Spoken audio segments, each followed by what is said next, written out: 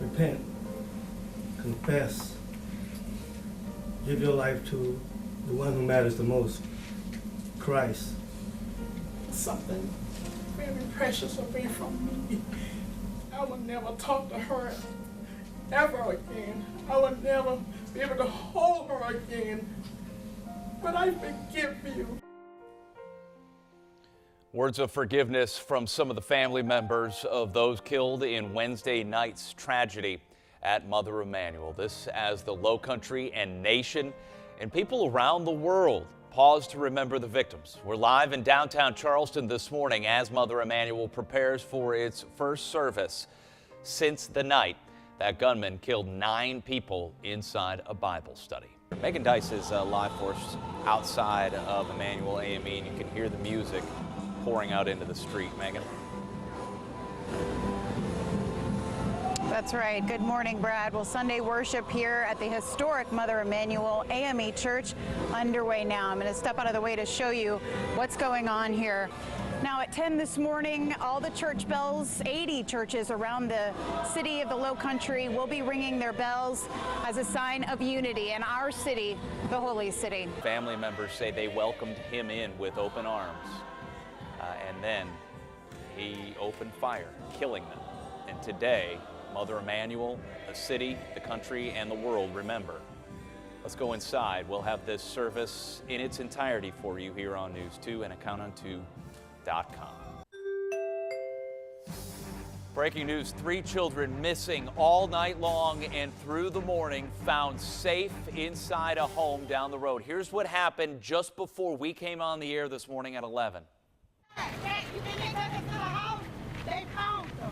They found them? Yes, alive? Yes, ma'am. Yes. Yes, ma'am. Yeah, they found them. Where'd they find them? Where did they find them? They was in somebody's house in a closet locked Oh my God. That's the scene that played out just a couple of minutes ago while we were getting ready for News 2 Midday. I want to go right out to News 2's Annie Taylor, who witnessed that emotional moment. We were all sitting here, Annie.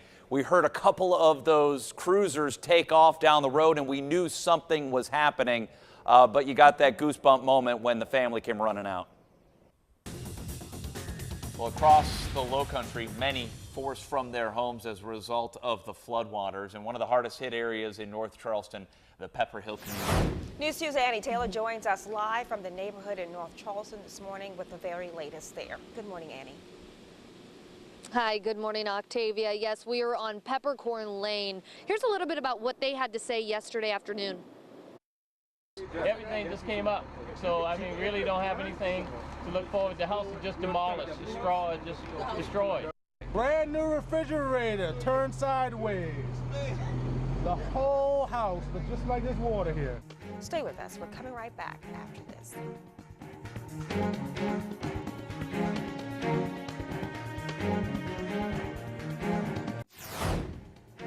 We've got a really good idea of what happens now. We've seen it. Last year was a trial run, and though we had water coming down and up, we understand what happens. So it is a very dangerous situation. It is going to get progressively worse. There is no question about that. Now is the time. If you are not safe in your home, this is your opportunity. Get out, go to a shelter. Don't wait till the last minute. Hurricane Matthew is headed our way. People here in the Low Country, you are running out of time as the winds and waves, the storm surge is getting stronger. That's right, and we have seen some dramatic pictures coming out of downtown Charleston. News 2's Rebecca Collette is down there all afternoon. We have seen such a change in the weather. Rebecca, show us where you are on the historic Battery, and it looks as if the water is already coming over the wall.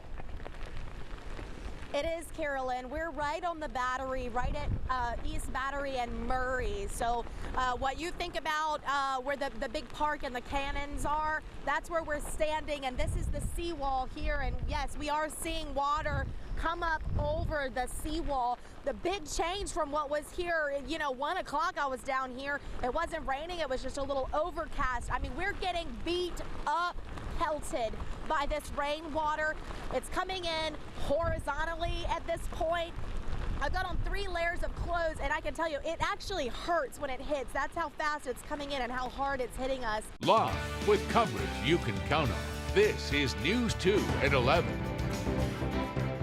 Tonight, history will be made in a presidential election like no other. Donald Trump versus Hillary Clinton. Well, that's because he'd rather have a puppet as president of the United States. No puppet. And it's pretty clear. You're the puppet. Will he get the chance to fulfill his promise to make America great again? Nobody said it was going to be easy for us. Or will she break through, becoming our country's first woman president? This election is a moment of reckoning. The candidates have had their say. Now it's your turn. Decision 2016. Good evening, everyone, and thank you for joining us tonight. I'm Carolyn Murray. And I'm Brendan Clark. Tonight, this country remains divided. Less than 24 hours, Donald Trump was elected for our next president, and now protests happening coast to coast. This is breaking news that we're telling you about right now, as the Seattle Fire Department says its crews are treating 5 people who have suffered gunshot wounds, 2 of which have life-threatening injuries after a shooting near anti-Trump protests in downtown Seattle. What we are hearing is that the Seattle Police Department said that they are investigating that shooting. Again, multiple injuries involved. Authorities are not directly connecting the shootings to the protests, but in fact, they do believe that there might be a link. So again, all of this is being developed right now. A scene happening in Seattle right now, again, involving shootings and possibly connected to protests related to the election of Donald Trump. And there are protests coast to coast. Here's a look from Chicago. Demonstrators marched to the Trump International Hotel and Tower along the Chicago River. It was billed as an emergency protest. Got another look from Chicago too right here. You can see protesters as they walk alongside the evening traffic flow lined up right next to all those cars and in the roadways. President Obama and our new president-elect Donald Trump are expected to meet tomorrow at the White House to talk about the transition of power. They sure are. The president spoke this afternoon addressing the nation, saying he will cooperate with the man he once said was unfit to take office. And that was just minutes after Hillary Clinton made her concession speech to supporters, thanking them for their fight.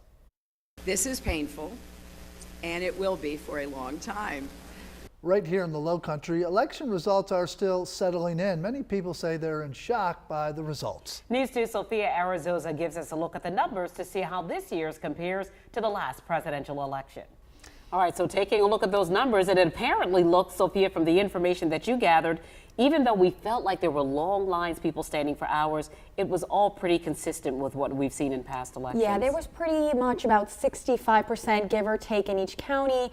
And if you look at the numbers, it does show more people, but they attribute that to just people moving to the Low Country, which we know is a big deal. South Carolina is still a red state, but in this area, not quite as red as it used to be. Yes, Charleston County is the oddball out. Okay, all right. Thanks, Sophia, thank you. Coming up on News 2 at 11. President-elect Donald Trump says he plans to nix Obamacare, used by nearly 200,000 people here in our state. What repealing the Affordable Care Act could mean, even if you don't use it. And the president-elect takes to Twitter tonight, calling out protesters marching through the streets of America from coast to coast. What he says is the driving force behind their actions.